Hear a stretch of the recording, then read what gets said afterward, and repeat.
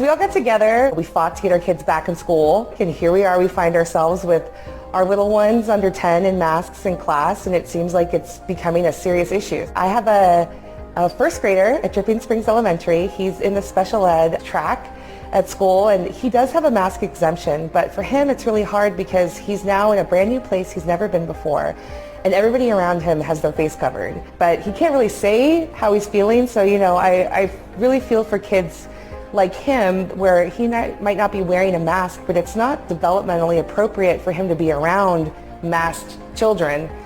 So that's kind of my perspective, but I'd really like to, kind of discuss what issues you're seeing. I'm a board certified psychiatrist and a mother, and I also have my master's in public health, and I had every intention of sending my second grader back to in-person school. However, when we saw all the guidelines, me and my husband, and with what I know as a mental health professional, I just couldn't in faith put my daughter in that situation. School is the one place children spend the most amount of time outside of home, and it really breaks my heart just professionally seeing my practice surge in the last several weeks with so many new onset symptoms of things. So it's really hard. Yeah. I'm a mom of 2 girls in the district under 10 years old, so I have a 4th grader and a 1st grader. They love their teachers, and I said, what was the worst part of your day? And the worst part of their day is I had to wear the mask all day. So it's really difficult. I'm a human resources executive and a mom of 2. I have a 4-year-old and an 8-year-old. It's been hard for me. One, we pulled our 4-year-old out of Sycamore before school ever started because imagining a 4-year-old having to wear a mask all day is it was beyond us as parents. My daughter said the other day, she said, school is so frustrating this year. And I said, well, what is it? These rules.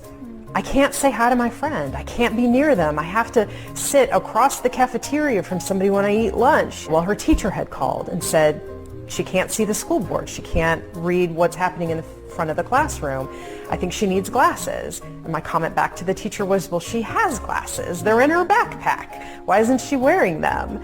And when I asked my daughter why she wasn't wearing them, she said, I can't see, Mom. They're fogging up so bad that I can't even see when I put them on my face. I think these kids are in a place where they are concrete thinkers. We think about abstract thinking like understanding humor and jokes, but children, especially of elementary age and just really even through adolescence at times, still are thinking concretely, very black and white, very flat, very two-dimensional kind of thinking. And so if they're being told wear a mask is good, not wear a mask is bad, there's a lot of fear now wrapped up in a lot, and it's not just the mask, it's touching kids, it's playing with balls, it's touching the playground equipment, and so you have kids that are just anxious for no reason. My daughter one day came home and said her mask was wet, and we said, why is your mask wet? And she said, well, I spilled water all over it at lunch, and we said, well, what did you do? She said, well, I just wore it the rest of the day, a wet mask, because. And we said, why? Why didn't you tell someone? She said, I didn't want to get in trouble for not wearing it. So she walked around the rest of the day in a wet mask, which is that abstract thinking. Again, the developmentally appropriate factor there that children don't have. That it's either all good or all bad, right. And she was bad if she took off her mask. Yeah, this is day 10 for my kids back at school.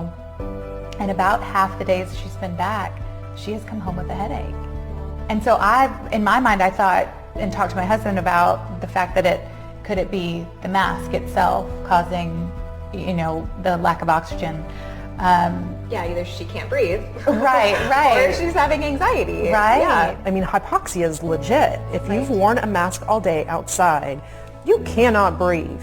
You can't. I think what we're going to see in the future is people who have a ton of health anxieties, a lot of OCD symptoms onset. I think a lot of really low emotional IQ, for lack of better words, just people that are afraid of people. They come home and their ears hurt from wearing their mask all day, and they're tired and they're cranky and they don't get to hug their friends. My 6-year-old saw my 9-year-old in the lunch line, and she said, and I just wanted to go hug her, but I wasn't sure if I was going to get in trouble.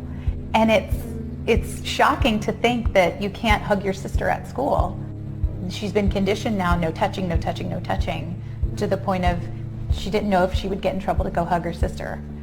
So it's sad. It really makes me sad when I hear stories like that when they come home. So in the future, a post-traumatic stress disorder symptom is having triggers, for stressful events such as right now. And the one thing different about PTSD than other stress disorders is that you can go without symptoms for several years. So all of this happening is really a new experience for all of us as parents, and you really are kind of left feeling out of control of what's happening with your kids in school, and in a place that's supposed to be a safe learning environment. How are you guys coping with that? I think that's a good question. I mean, you don't know as a parent if the decisions you are making are right, and the reality is none of us are probably making right decisions because there really isn't a good answer to any of this. Yeah, I agree. I would say most days in the last 2 weeks I've kind of just had this pit in my stomach of how's their day going. I just think they don't really know any better to understand that this is not normal. This is not normal. Some days I just feel like I'm living in Twilight Zone. Yeah. Like these were things that I just never anticipated for my family. My husband is an Army veteran and he has served multiple tours overseas, and I had that sinking pit in my stomach many times when he was deployed and lost friends of ours killed in action, and I've never felt that same kind of anxiety until now. And I feel like there are so many second, third, fourth order effects to this, and it's just, I think I wake up some days and I'm a bit in denial, like this isn't real. I wish that the district would give us some metrics, just a metric to say, is there an end in sight? How many cases do we have to stay below in the school in order to get the masks off the kids under 10? We can't go on like this forever. So what is it? Out of the entire district, week 1 back in school was 1 case. Last week, 0 cases. How does it get better than that? Get negative cases. You cannot go any further. Yeah, I don't know. I mean, not just as a mom, as a society. Like, why are we doing this for our future generations? Why are we doing this? The thing that I'm most concerned about is that this sets a very dangerous precedent. Are we going to do this every flu season? Yeah. Like, where does it end? Where does it stop? I really feel powerless. Yeah. Well, and everything in the medical field is based on a risks versus benefits discussion. Nothing is without risks, and most things have benefits, or we wouldn't recommend them in the medical field. And I feel like this is a discussion, we never had the risks laid out clearly. We never had the benefits laid out clearly. So how can we make any informed consent? I understand if you want to wear a mask and a shield and you want to stay distant. Yes. I respect your decision on that. But my child doesn't get this choice. This 8-year-old sitting in this class with her glasses fogging up and her ears hurting and she's completely distracted and she's, falling apart internally, and yet she doesn't get a choice. She has no choice whatsoever.